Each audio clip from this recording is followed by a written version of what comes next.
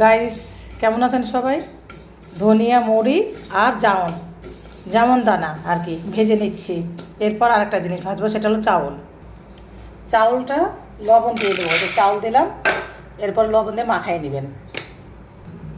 এখন ভেজে নেব, ভেজে একসাথে মিশাই নেব সবগুলা। তো ভেজে নিই। তো চাউলটা ভেজে নিয়েছে, আধা ভাজা হয়েছে। অনেক দিন পর এই চাউল ভাজা করছি আর কি। চাউলটা ভাজা হয়ে গেছে, এখন একসাথে এগুলো মিক্স করে নেব।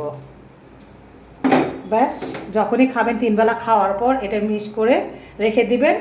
এই খাবারটা বড়ই উপকারী আপনার পেটের বদহজম, তারপরে বিশেষ করে গ্যাস, পেট পরিষ্কার থাকে। এই খাবারটা খেলে মুখের উচ্চ একটা খাবারের পর খাবেন।